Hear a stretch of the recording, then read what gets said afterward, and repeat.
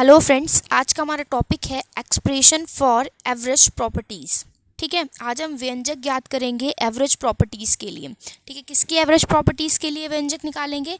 इससे पहले मैंने आपको पढ़ाया हुआ है प्रॉपर्टी डिस्ट्रीब्यूशन की, किस तरह से मॉलिक्यूल्स को डिस्ट्रीब्यूट किया जाता है। ठीक है, तो उन मॉलिक्यूल्स की एवरेज प्रॉपर्टी, उन मॉलिक्यूल्स की प्रॉपर्टी का एवरेज निकालेंगे। ठीक है, तो चलिए स्टार्ट करते हैं अपने टॉपिक को। तो इससे पहले की वीडियो आप ज़रूर देखें, probability distribution and it's narrowing with increase the number of particles. ठीक है, उस पर बेस्ड मैंने न्यूमेरिकल भी बताया हुआ है, एग्जाम्पल आप ज़रूर देखें। ठीक है, तो चलिए इस टॉपिक को स्टार्ट करते हैं।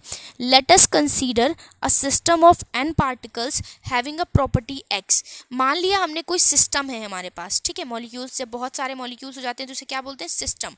ठीक है, तो हमने किसी सिस्टम को कंसीडर किया हुआ है ऑफ n पार्टिकल्स, जिसमें कितने पार्टिकल्स हैं? n पार्टिकल्स हैं। ठीक है, हैविंग अ प्रॉपर्टीज x, और ये जो n पार्टिकल्स हैं इनकी जो प्रॉपर्टी वो है x। ठीक है, मान लीजिए जो total number of particles n हैं उन्हें हमने अलग अलग माना अगर, तो n1 n2 n3 and etcetera and so on. ठीक है, are the number of particles, ये हमारे क्या हो जाएंगे? n1 n2 n3 n4, ये हमारे क्या हो जाएंगे? नंबर ऑफ पार्टिकल्स हो जाएंगे।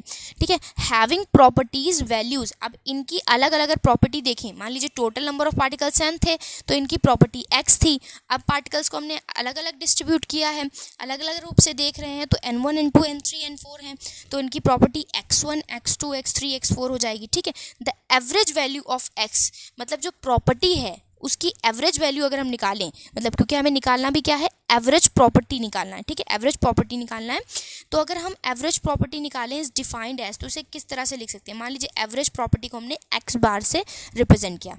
ठीक है, तो X bar is equal to हो जाएगा, अब आप बताइए एवरेज, किसी भी चीज़ का एवरेज निकालते हैं तो हम किस तरह से निकालते हैं? जितने भी पार्टिकल्स दिए हुए हैं या जो भी दिया हुआ है उनका योग कर लेते हैं upon total number of particles कर देते हैं। ठीक है, तो ये क्या निकल आता है? हमारा एवरेज। तो देखिए इसमें किस तरह से करेंगे हम। ठीक है, तो चलिए मान लीजिए हमें एवरेज निकालना है प्रॉपर्टीज़ का, तो मान लीजिए हमारे पास क्या थे? n1 n2 n3 n4 and so on, ये पार्टिकल्स थे। ठीक है, इन पार्टिकल्स की प्रॉपर्टी क्या थी? x1, n1 पार्टिकल्स की प्रॉपर्टी x1 थी, n2 की x2 थी। ठीक है, और टोटल नंबर ऑफ पार्टिकल्स क्या थे? n1 n2 n3 से लेकर कहाँ तक? टोटल नंबर ऑफ पार्टिकल किसके बराबर थे? n तक थे। ठीक है, तो हमने क्या लिखा बेस में? बेस तो सबसे पहले टोटल नंबर ऑफ पार्टिकल्स लिख दें, n1 n2 n3 n4 and so on is equal to कितना हो जाएगा? Capital N, total number of particles के बराबर हो जाएंगे। ठीक है, और यहाँ पे ऊपर क्या लिखेंगे हम? हमारे पार्टिकल्स क्या हैं? n1 पार्टिकल्स की प्रॉपर्टी x1 है, n2 पार्टिकल की x2 है, तो इस तरह से जितने भी पार्टिकल्स होंगे हमारे, ठीक है, उनकी प्रॉपर्टी इनटू पार्टिकल्स, इस तरह से हम लिख देंगे upon total number of particles, तो ये आ जाएगी हमारी एवरेज प्रॉपर्टी। ठीक है, तो इसे हम किस तरह से लिख सकते हैं? देखिए ये क्या है?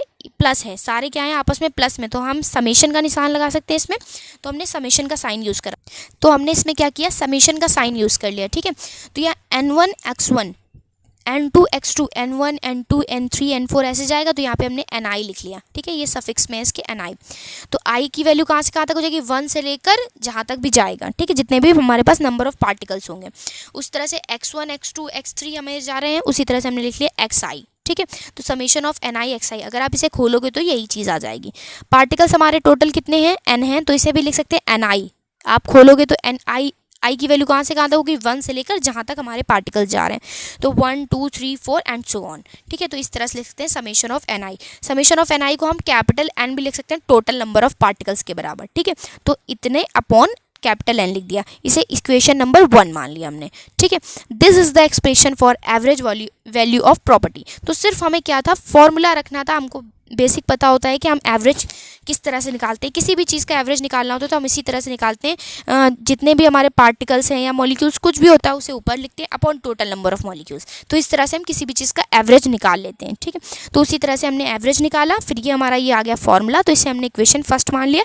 यही हमारा क्या है? Expression for average value of property X जो हमारी प्रॉपर्टी है एन मॉलिक्यूल्स की, उसके लिए एवरेज एक्सप्रेशन है average value of property X का। ठीक है, it can also be express as, इसे हम दूसरी तरीके से भी एक्सप्रेस कर सकते हैं। देखिए किस तरीके से, देखिए इसे हम इस तरह भी तो लिख सकते हैं, समेशन में लिखा हुआ, अगर हम इसे चाहें तो n1 x1 upon capital N plus n2 x2 upon capital N, यहाँ पे हम i की जगह पे क्या 1 2 3 और x की जगह पे 1 2 3 रखते हुए चलें तो किस तरह से खुलेगा देखिए।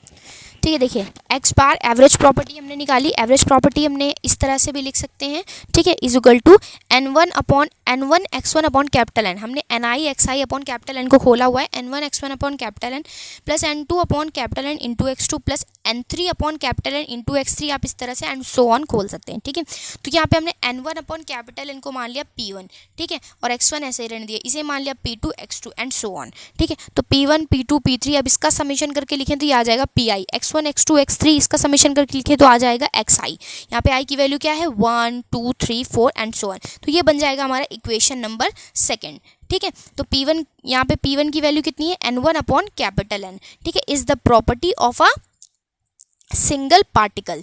ये हमारी किसी सिंगल पार्टिकल की प्रॉपर्टी है, ठीक है, सिंगल पार्टिकल की प्रॉपर्टी है, मान लीजिए। ओके, तो ये हमारी किसी सिंगल पार्टिकल्स की क्या हो गई, प्रॉपर्टी हो गई। Having the value of